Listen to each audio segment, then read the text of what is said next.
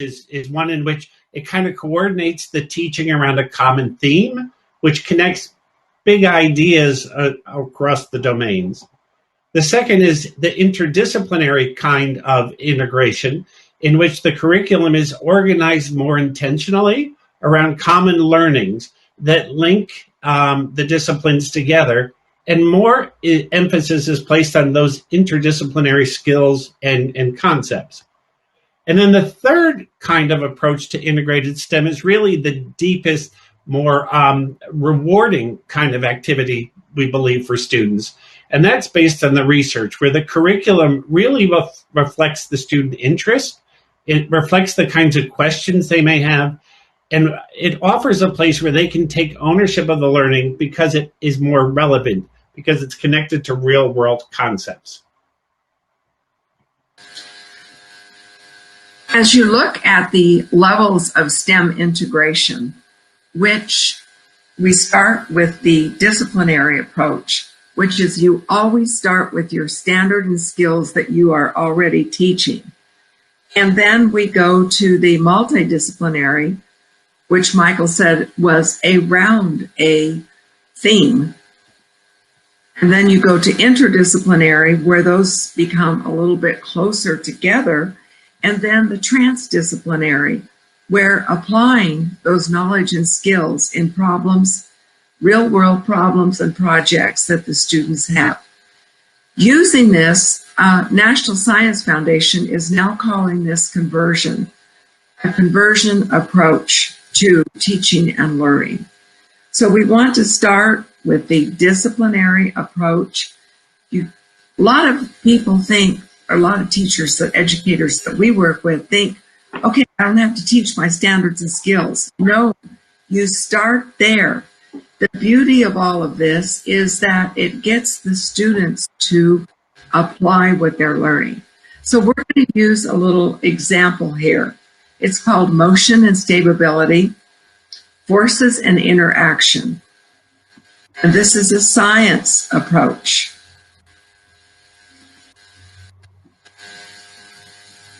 As the students look at this, they are working on or in thinking about forces. Most of you have done whirligigs. So as we look at the different kinds of ways that forces are taught in different subjects, look at math, it could be measuring and calculating, English, citing evidence from texts, and in science, exploring and balance forces. Art, you could make a mobile balancing objects. In PE, you could experience balancing seesaw, but helping students remember that forces are all around us, the common theme and the domains in each of the subjects. And if you go from that kind of thematic approach where things are connected, the subjects are connected, to a little bit more intentional connection, the interdisciplinary approach arrives at that, in which the explicit connections are made between the subjects are being taught. In this case, again, we were using whirligigs, the paper flight objects, as a way of using an example for it. But what we used was the idea of, in an interdisciplinary approach, it's not so much the content, but more about the explicit skills, the understanding. And so in this case, the curriculum was organized around cause and effect. Obviously, in the math and science standards being pulled together between force and motion, students are going to be taking measurements, working on inequalities, using equations. The idea that cause and effect is not just limited to the mathematics or the science, but students can use those kinds of skills across the disciplines and think about cause and effect as it may be related to characters in books that they're reading, or in social studies in terms of events around the world. So the interdisciplinary skill is a little bit broader, but it's not necessarily taught in its connectedness among all of the domains. And as we look at the transdisciplinary approach, This is where students take a real-world problem and develop a project and have it in the context of what they've been learning. So they are beginning to apply their knowledge and skills in 2 or more disciplines and be able to shape their way of thinking in the learning experience.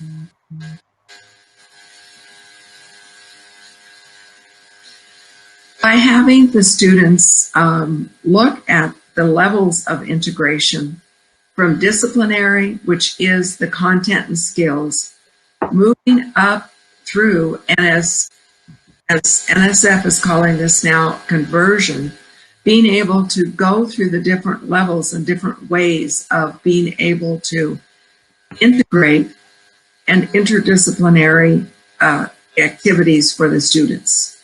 And we're going to show you an example of that.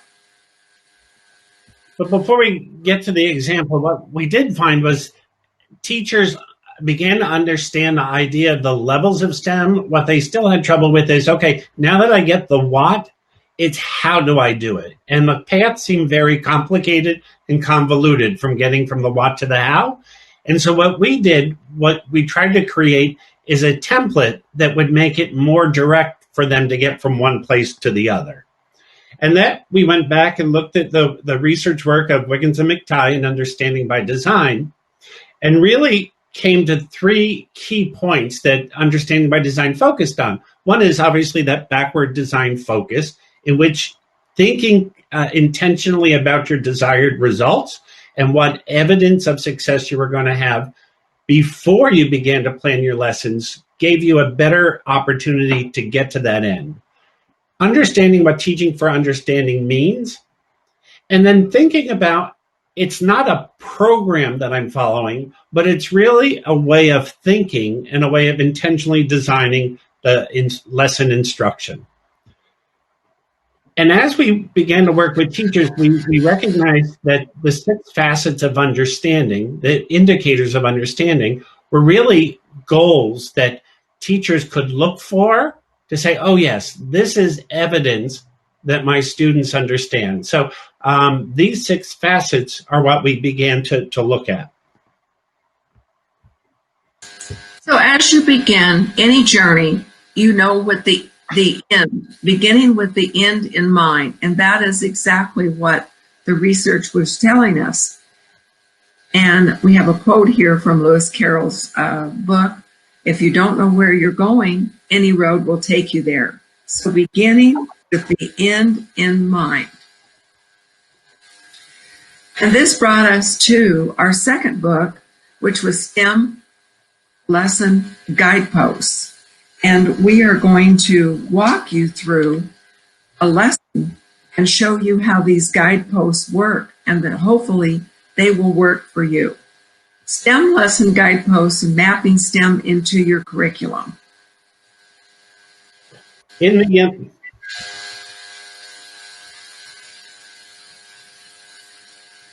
chat box, I think you'll find the handout that you can download of the template.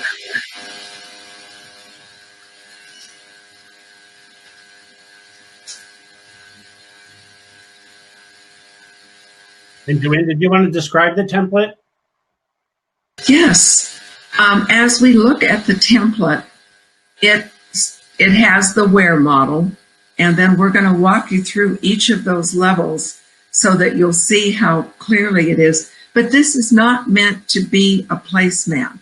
It is for you and your team to work together to design your STEM unit.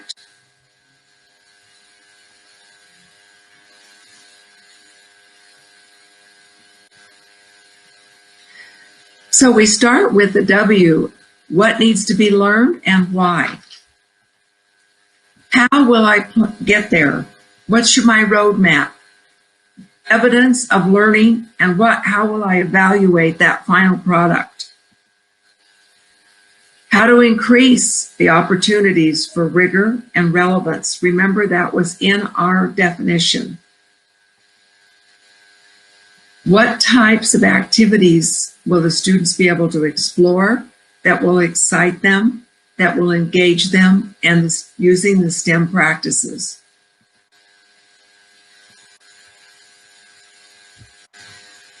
So what needs to be learned and why?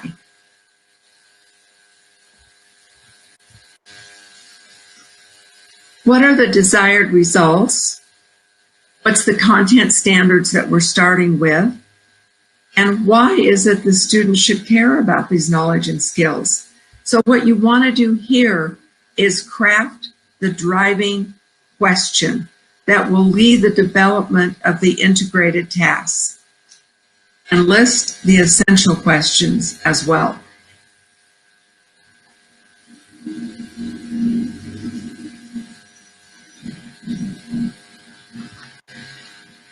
The content standards, the big ideas, and the key concepts. And what are those 21st century skills that we will be using? And why would the students need to do this, to know it and understand these? What are the essential questions that will lead to student understanding? And what's the driving question that will lead to a development of the final project or problem that they are going to solve? The H is how do I plan to get there is the primary route that we're going to follow. And as you may have noticed, each of the guideposts along the route represent different information signs that you find on the highway. We are now on the interstate, and so what's the key route we're going to look at? So that's the how do I plan to get there? What are the big milestones or major tasks that I want to have students do in order to get to being able to answer the driving question? And we provide some strategic guiding questions to think along those lines. This is not a place where you're going to map out in detail, but these are what are the major points of interest on the route that we're going to follow along the way.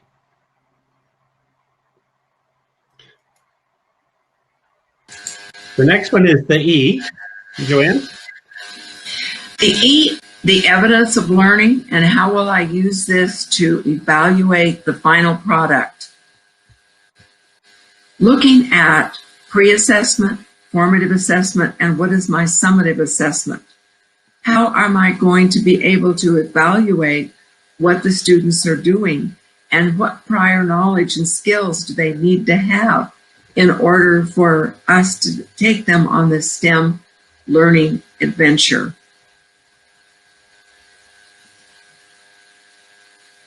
The next, obviously, I think is as you see, it's the caution sign or the yield sign. And that is, how can I improve the rigor and relevance of the learning experiences?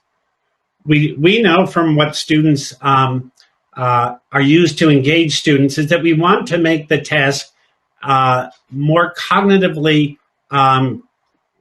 challenging for the students. We want to make it more able for them to think critically about the work that they're doing and analytically, and not just be something that's simple and rote. The other piece to the R is the relevance part, and that's is the experience going to be worthwhile, and how can it relate to me?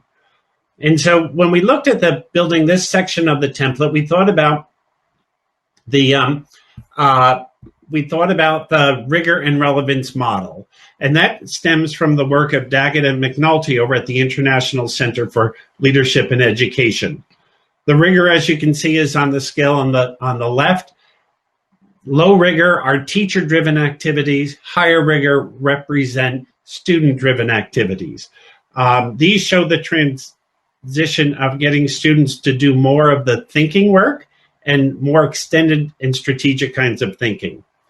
The relevance model is across the bottom, and that goes from more classroom practices to real life. And the 4 quadrants are identified by the kinds of work that's being done. Quadrant A is the simplest. It's more classroom-directed tasks that are teacher-driven. That's where teachers are doing most of the work. So if you're finding you're overworked, that's probably you're in that quadrant. If I want to move up and make it a little more challenging, I can make it more relevant for students by making it more real world and applying it to real world situations. But if they're not doing the work or the thinking, then it's still low level task. Quadrant C is assimilation, is where students are doing more of the refinement of their knowledge and analyzing and solving problems. They may also be creating solutions. So they're doing the work in that particular quadrant. But really, where students are able to get to where they show what they know and demonstrate their understanding is really in Quadrant D. It's where they begin to have the competence when confronted with kind of unknown problems or perplexing challenges, that they can create their own solutions, that they're able to take action because of what they know and apply their knowledge in new and different settings. And so again, in our WARE model template, we provide some strategic guiding questions to help think about how am I going to make those learning experiences more cognitively challenging for my students.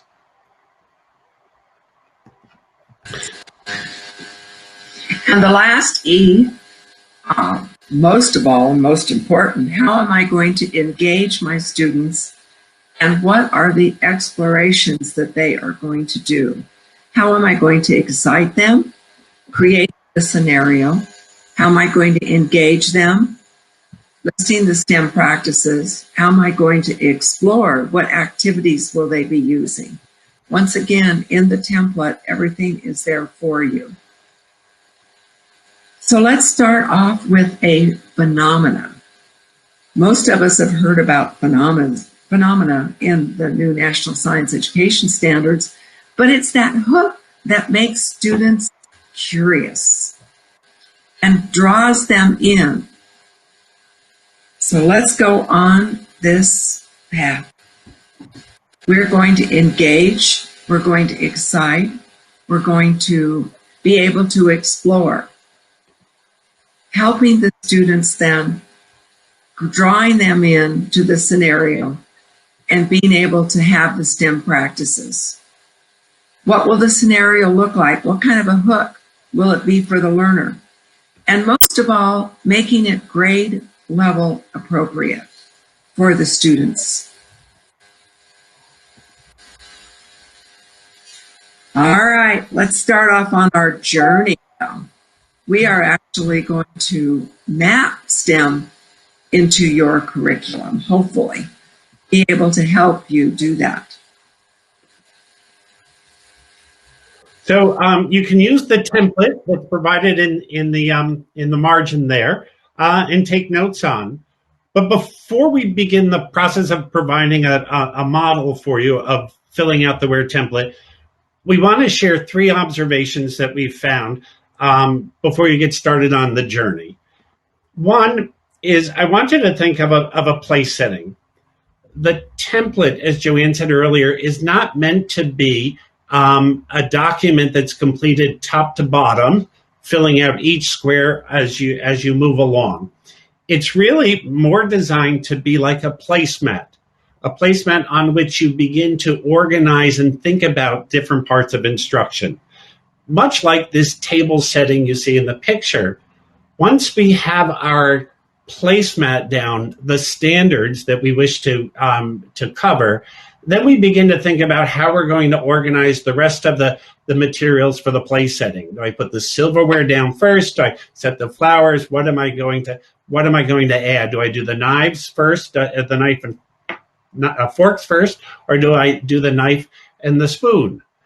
We do know that there are certain pieces that support each other. For instance, the dinner plate, if that was the assessment goal, is got to be put down first before I begin to think about perhaps some of the learning experiences represented by the salad plate. So don't think of the template as being a linear document, but it's really just kind of an organizing framework for you to think about as you begin to put together your unit of instruction. The second thing we wanted to share is that in planning the lessons, we'd like you to think of a 4-passenger car. And the reason for that is in the 4-passenger car, we have found that teachers try to supersize their integrated STEM lessons. They begin to see all parts and pieces of standards that can be connected and try to fit them all in. What we recommend is that a good STEM, integrated STEM unit is one in which there is just one driver. And in the four-passenger car, the one driver is the core standard that's going to drive the instruction. That is the central goal here.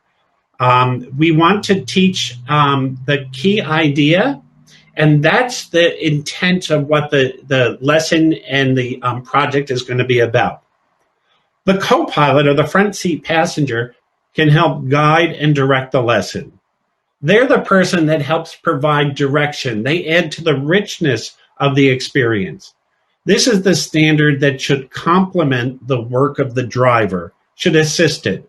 It should guide the development of student understanding. It should add rigor, or it can add more relevance to the task of the driver.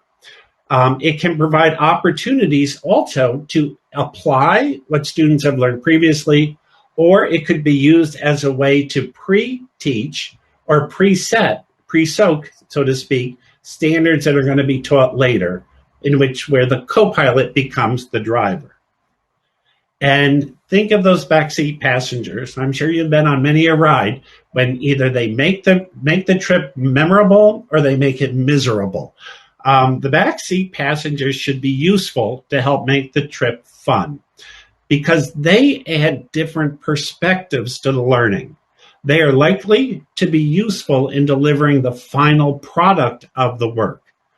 Likewise, if they're not a good fit, don't bring them along. And so as we begin to think about the example that we have put together, remember, the one driver that's the main goal of the STEM unit, the co-pilot, which is assisting to make that practical, and then the backseat passengers are those that enhance and flavor the experience. Of course, once you have taught a unit, we all know as teachers and educators, you go back, you revisit, you revise, and you see making it better. What works and what could work better? What could I add? It's those aha moments in education that we all experience.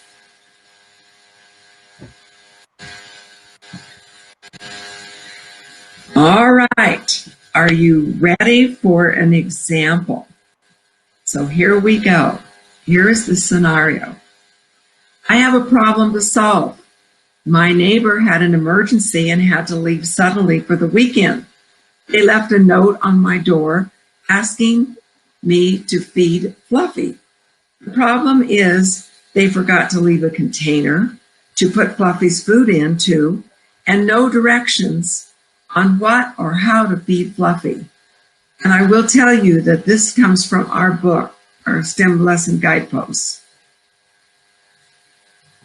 So we have a problem. So what are the needs to know that we need to solve our problem? First of all, is it not important to know who Fluffy is, how long they will be away? I've lived by them for a long time and I've never even met Fluffy or seen Fluffy. What kind of a pet is this? What does he eat and how often does it eat? Those are the needs to know to solve this problem. And so, would you like to meet Fluffy? Now, is that exactly what you thought Fluffy might be? Again, as we wanted to say, is the creation of the scenario of the setup was not the first thing that came to mind. But we used the template as a way of organizing key ideas when we started with the standards. And that was engaging and exciting the students. But first of all, you provided a scenario for the students to relate to. And looking at this transdisciplinary task with the driving question, so as engineers, how can we design an automatic feeder that would keep us safe when we are trying to feed Fluffy?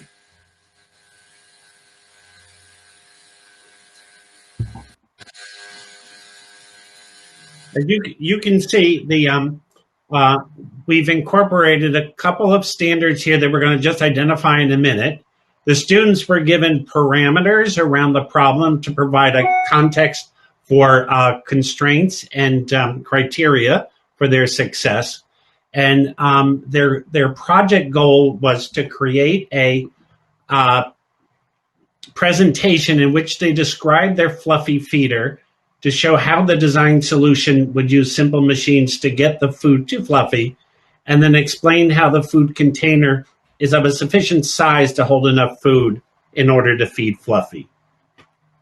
And so let's look at how we crafted the where template in order to get to this solution. One, we started with the engineering standards. So the driver in this case were the grades 3 to 5 engineering standards, where they were to define a simple problem, and then they were to generate and compare possible solutions.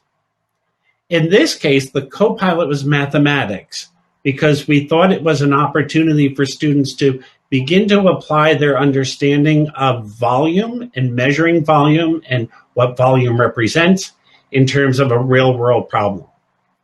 Our passengers were ELA and science. The ELA is part of what the students were going to present, that they were going to have to integrate information from several different places and write and speak about it knowledgeably. They were to draw evidence from informational text to support their analysis and reflection and research. And then they were going to use some multimedia components to create some designs. The science was really what they had learned before, and it was really a tie-in to some of the work that they had done on understanding forces and motion through their work on using simple machines. So let's look at the how.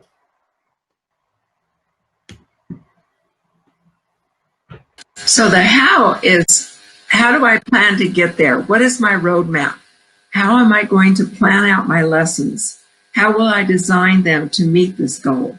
Identifying the driving question, what is my pathway, and how will I organize the tasks? This is just a sample from this lesson of how I would be able to do that in my classroom.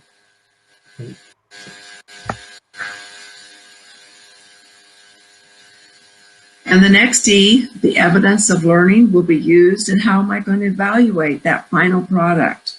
How am I going to be able to do that? What will be my pre-assessment, my formative assessment, and my summative assessment?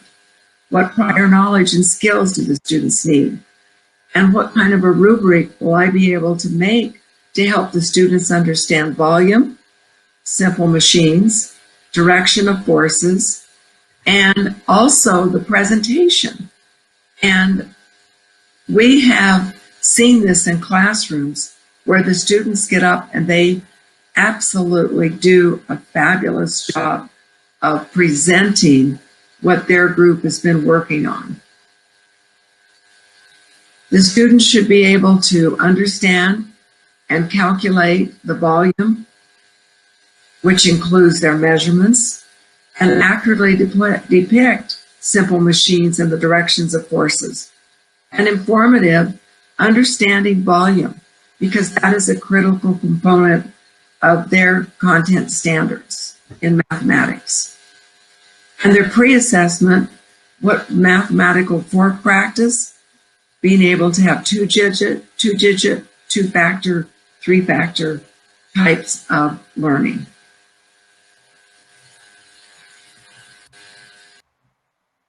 And then the next E is the R. How could we provide opportunities to increase the rigor and the relevance within the model? And again, thinking about is how can I make the students do more of the critical and analytical thinking? And how can I make the task more relevant to the students? If I was working on the concept of an engineering project and make the problem more engaging and real, is where we came up with the fluffy idea. And in the case of increasing, how can I increase the rigor in math is perhaps getting the students to think about, well, what does a grizzly bear eat? And then what would be too large a container and what would be too small? So without thinking of numbers and dimensions, have them begin to draw out what might be too big and what might be too small, giving them a sense of parameters of size that would be appropriate for a container, or opportunities for increasing that is how much is the weight of the food that's in a container, and getting them to think a little bit more about, not, again, the calculations to get to volume, but thinking about the container as a prism and what would that hold. The idea here is really to begin to look at the mathematical practices and have students begin to think about those. We can practice numbers all day long in terms of multiplying, but can the students do number two, reason abstractly and quantitatively? Are they making sense of the problem of the food container? And can they then figure out ways to solve that? What tools are they going to use? And how might they make models of that? So the idea of the mathematical practices and the science and engineering practices, are they defining the problem? What's the problem I have? And then what are the components of my solution that I'm going to put into place? When I construct my explanation or my design solution for engineering, does it solve the task? Does it fit into the criteria and the constraints, the parameters, as we have said, of the problem before? And so the last E, how will I engage the students and allow for exploration? Exciting them with creating the scenario about Fluffy and about the neighbor that left it on his doorstep. Getting the students to engage, thinking cognitively throughout the unit about the STEM practices as the evidence, and how are they going to explore? What kind of activities will help them understand and answer and address the driving question? Being able to have these, definitely looking at the driving question, how can we as engineers design an automatic feeder that will keep us safe when we're feeding Fluffy? Now, I will have to tell you that it doesn't mean that the students have, I've seen in some classrooms where the students actually make the different kinds of using different kinds of materials to be able to actually design their Fluffy feeder. But I've also seen it where the students have been able to have the opportunity to just draw what they're thinking about. And the idea goes back to, again, is we didn't come up with a transdisciplinary test, the guiding, driving question first, and then tried to figure it out. We looked at the standards that we were covering, the engineering standards, and then looking at math as a way of applying those. And then the tasks evolved. And when you're working with the WARE model template, as I said, it's a placemat. It's a place to organize ideas. What you may find in terms of what is your summative assessment, what is the project, what am I going to guide the students for, may give me ideas about what kind of activities I'd like to have. What's my time frame in my roadmap to get done? Do I have a month? Do I have 3 weeks? Do I have 6 weeks? How long is this going to take? What are the key points along the way? And then for each of those key points, I may think of an activity to do. I may think of some other digital resource that I may apply. So the mapping of STEM into the curriculum and the creation of the final task is one that took time and is done as you move back and forth from the different sections of the template and begin to fill it in. The idea of having the template was to provide kind of a final piece to, does this make sense in terms of all of the parts and pieces that we need in order to create the unit and have some continuity and integrity to the integrated unit. And one of the things I would like to add here, Michael, is about the students have also done research on is it appropriate, some of the older students, middle school students, is it appropriate to keep an exotic animal in your backyard? And so looking at different ways of debating, argument from evidence, and it's come out to be a very interesting experience, especially for middle school and high school students, when you get them to think about exotic animals in your backyard. And again, the template works for any standards that you want to put together. The two critical pieces we believe are to think about who's the driver and who's the co-pilot, because those two should work in conjunction with each other as creating that synergy of the instruction. And we can share with you some of the models that some teachers we work with did in putting together their ideas of their model of their presentations of these questions.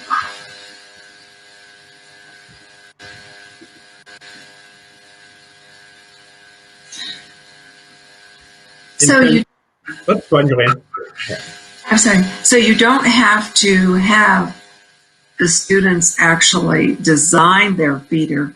They can draw it and they can then list it. But the key here is that they have to present it. And everybody in their group, there are no hitchhikers. Everybody in the group has to be responsible for knowing and understanding what their design was all about.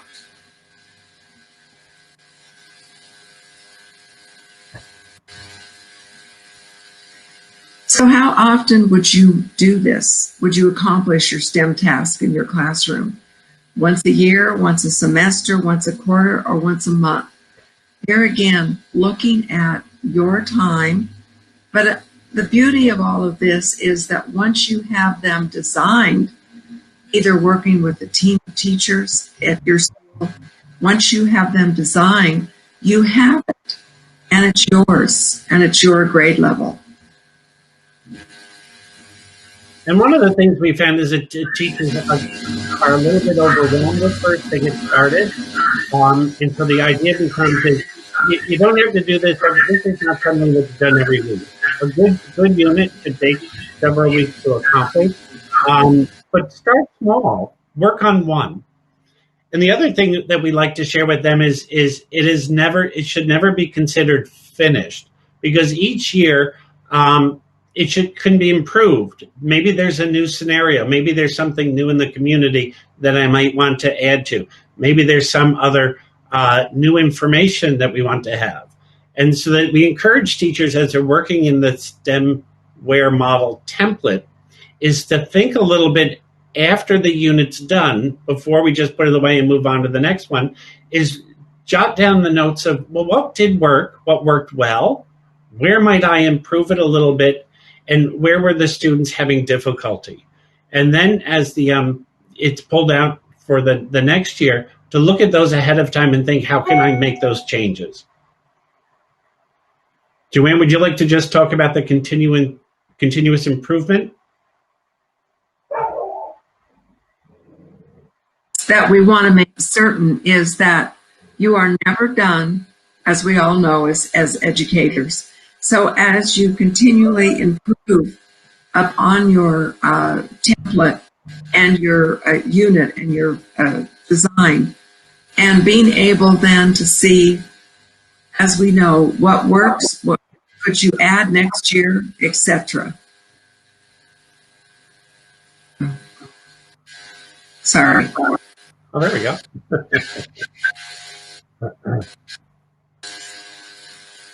I always start with the content and standards, and I think Michael has reiterated that a couple of times, that you are teaching. Don't or have already taught.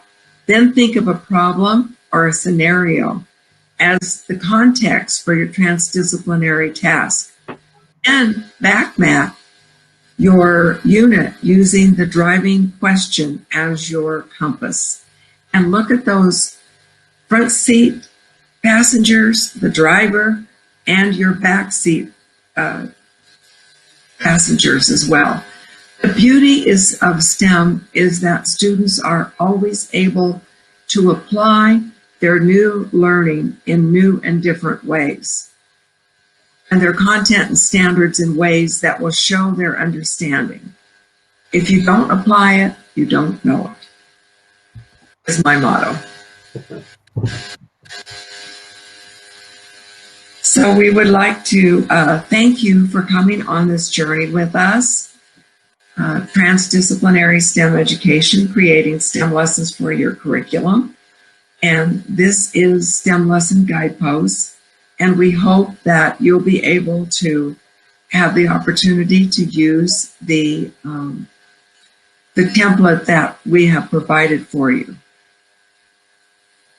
Thank you very much for joining us today. We appreciate it. And thinking back of the levels of STEM integration, moving from just teaching the content in the isolation of the discipline into involving the transdisciplinary approach, the conversion of the elements of STEM together into a real meaningful and useful project for students to see themselves in.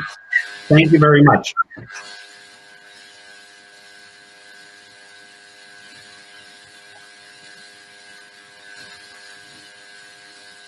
And if there are any All right, Kelly's here. Kelly's here. I made it. Thank you. Okay. Sorry about that.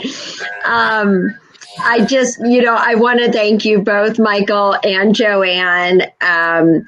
There could not be a better way to end this summit than what you were talking about, because this was really about pulling this all together for all of us. And so it is really helpful.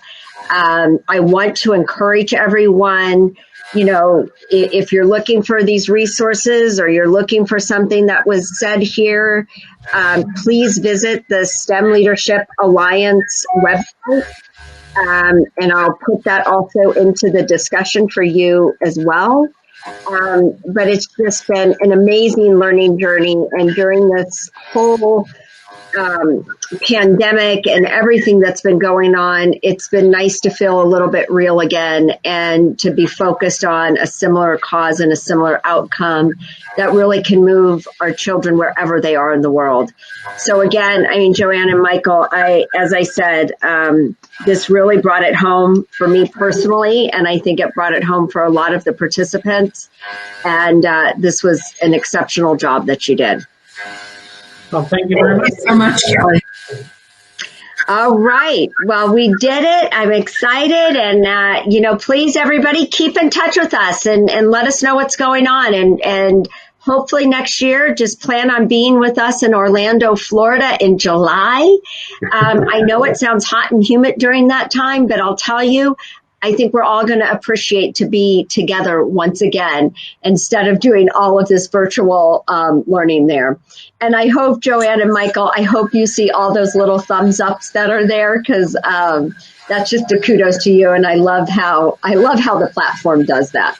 Thank you very much. Thank you. Right. Yes. Thank you. So all you need to do to exit is you just click on leave, and that'll exit you out. And if you just have the copy of your presentation or anything else that you want us to upload, we'll go ahead and upload all of that onto the website.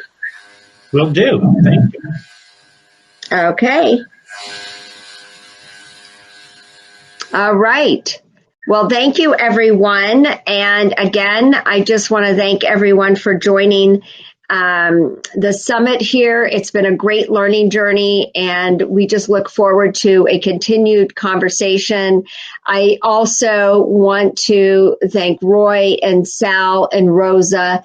We are a lean team, but we were able to do it. And this would not have been possible without all of our amazing presenters.